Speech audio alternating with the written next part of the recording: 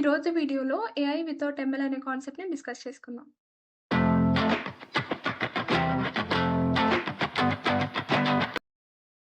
జనరల్‌గా చాలా మందికి ఏఐ అంటే ఐడియా ఉంటది. ఎంఎల్ అంటే ఐడియా ఉంటది. అలాగే డీఎల్ అంటే ఐడియా ఉంటది.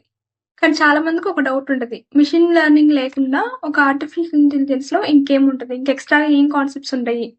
అని డౌట్ ఉంటది. అదే ఈ రోజు వీడియోలో చేసుకుందాం. ఇంక ఎక్స్‌ట్రా‌గా ఏముంటదంటే రూల్ బేస్డ్ అప్రోచ్ అనేది ఉంటది. అంటే రూల్స్‌ని బేస్ చేసుకొని మనం కోడ్ రాస్తాం అనమాట. ఈ రూల్స్ ఒక నార్మల్ పర్సన్ గాకుండా మనం ఏ ప్రాబ్లమ్ సాల్వ్ చేయడానికైతే ఈ కోడ్ రాస్తున్నామో ఆ పర్టిక్యులర్ ఫీల్డ్‌కి సంబంధించిన ఒక ఎక్స్‌పర్ట్ ఆ రూల్స్‌ని డిజైన్ చేస్తారనమాట. ఆ డిజైన్ చేసిన రూల్స్‌ని బేస్ చేసుకొని కోడ్ రాస్తాము. ఓకే. ఈ రూల్ బేస్డ్ అప్రోచ్‌లో చాలా రియల్ టైమ్ ఎగ్జాంపుల్స్ ఉన్నాయి. నేను ఒక 3 లిస్ట్ చేశాను ఇక్కడ. అందుట్లో ఒక్కొక్కటి ఇప్పుడు చూద్దాం. ఓకే. ఫస్ట్ వన్ ఏంటంటే ఒక పర్టిక్యులర్ పర్సన్ హెల్త్ రిపోర్ట్‌ని బేస్ చేసుకొని ఆ పర్సన్ హెల్తీగా ఉన్నారా లేదా అని ఐడెంటిఫై చేయటం అనమాట. దీనికి మనకు కొన్ని సెట్ ఆఫ్ రూల్స్ ఉంటాయి. ఫర్ ఎగ్జాంపుల్ ఇక్కడ ఒక టేబుల్ ఉంది. టేబుల్‌లో ఏంటంటే కొన్ని సెట్ ఆఫ్ పర్సన్స్ యొక్క హెల్త్ రిపోర్ట్స్ అనేవి లిస్ట్ చేసున్నాయన్నమాట. ఇక్కడ ఫస్ట్ పర్సనే తీసుకుందాం.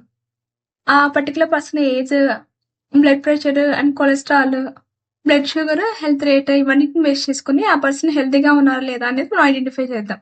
వీటన్నిటికి ఒక క్రైటీరియా ఉంటది కదా! బీపీ ఎంత రేంజ్‌లో ఉందంటే 90-130 రేంజ్‌లో ఉండాలి. సో, 120 బానే ఉంది. కొలెస్ట్రాల్ 200 కంటే కూడా తక్కువ ఉండాలి. అంటే 180 ఉంది. ఓకే. నెక్స్ట్ బ్లడ్ షుగర్ 110 కంటే కూడా తక్కువ ఉండాలి. 90 ఉంది. Okay. And next heart rate వచ్చేసి 60-100 మధ్యలో ఉండాలి. అండ్ 72 ఉంది. సో, ఈ పర్టిక్యులర్ పర్సన్ అన్ని క్రైటీరియా మీట్ అయ్యారు కాబట్టి ఈ పర్సన్ హెల్తీ అని చెప్పొచ్చు. ఇందులో ఏ ఒక్క క్రైటీరియా మీట్ అవ్వకపోయినా గానీ అన్‌హెల్తీ అని చెప్పొచ్చనమాట.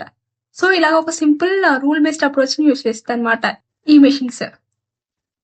ఓకే. సెకండ్ ఏంటంటే responding for user input that is simple chat bots. ఇప్పుడు యూజ్ చేసే చాట్‌జిపిటీ లాంటి అడ్వాన్స్ చాట్ బోట్స్ కాకుండా అంతకుముందు ఒక సింపుల్ చాట్ బోట్స్ ఉండేయి. వాటిని మనం ఈ రూల్ బేస్డ్ అప్రోచ్ ద్వారా డిజైన్ చేయొచ్చు. ఫర్ ఎగ్జాంపుల్ అదే మనకు ఒక క్వెషన్ అడిగిద్ది. ఆ క్వెషన్‌కి కొన్ని సెట్ ఆఫ్ ఆప్షన్స్ ఇచ్చిద్ది. వీటిలో మనం ఒకటి సెలెక్ట్ చేసుకోగానే దాన్ని బేస్ చేసుకొని ఇంకో క్వెషన్ అడిగిద్ది. సో, అలాగా మన ప్రాబ్లమ్‌ని సాల్వ్ చేయడానికి ట్రై చేసిద్దనమాట. ఈ రూల్ బేస్డ్ అప్రోచ్‌లో ఉన్న సింపుల్ చాట్ బోట్స్. నెక్స్ట్ ఒక మెయిల్ అనేది స్పామా కాదా అని ఐడెంటిఫై చేయటం. ఫర్ ఎగ్జాంపుల్ ఒక స్పామ్ మెయిల్ తీసుకుందాం. మనం ఒక నాన్ స్పామ్ మెయిల్ అంటే ఒక నార్మల్ మెయిల్ తీసుకుందాం. అది స్పామా కాదని ఎలా తెలిసిద్దంటే దానికి మనం ఆ మెయిల్‌తో పాటు దానికి స్పామ్ కీవర్డ్స్ ఏంటో కూడా మనం ఫీడ్ చేయాలనమాట. దానికి ఇవ్వాలి ఇన్‌పుట్‌గా. ఇచ్చినప్పుడు అది ఓకే. ఈ మెయిల్‌లో ఎంత పర్సెంటేజ్ స్పామ్ కీవర్డ్స్ ఉన్నాయి అనేది చూసుకునిద్ది. ఆ పర్టిక్యులర్ పర్సెంటేజ్ క్రైటీరియాని కనుక మీట్ అయితే ఓకే. ఇది స్పామ్ మెయిల్. లేదు అనుకుంటే ఇది ఒక నాన్ స్పామ్ మెయిల్ అని చెప్పి మనం చెప్పిద్దనమాట. సో, ఈ కీవర్డ్స్‌ని సెట్ ఆఫ్ కీవర్డ్స్‌ని బేస్ చేసుకొని అది చెప్పిద్ది. ఫర్ ఎగ్జాంపుల్ ఇప్పుడు కొత్తగా ఇంకోటేమన్నా కీవర్డ్ యాడ్ అయింది. ఒక స్పామ్ మెయిల్స్‌లో కొత్త ఈ వర్డ్స్‌ని కాకుండా వేరే వర్డ్స్‌తో గనక ఒక స్పామ్ మెయిల్ డిజైన్ చేసి ఇస్తే ఈ ఈ బోట్ అనేది కనిపెట్టలేదు. ఓకే. ఇది ఒక నాన్ స్పామ్ మెయిల్ అని చెప్పిద్ది.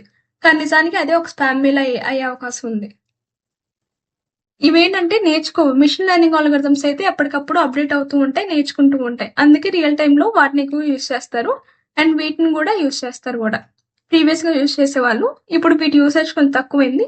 అండ్ మెషిన్ లెర్నింగ్‌కి సంబంధించిన ఆల్గోరిథమ్స్ లేదా అప్లికేషన్స్ అనేవి బాగా గ్రో అవుతున్నాయన్నమాట రీసెంట్ టైమ్స్‌లో. ఓకే. సో, మీకు ఈ రూల్ బేస్డ్ అప్రోచ్ అనేది అర్థమైందనుకుంటున్నాను. Thank you.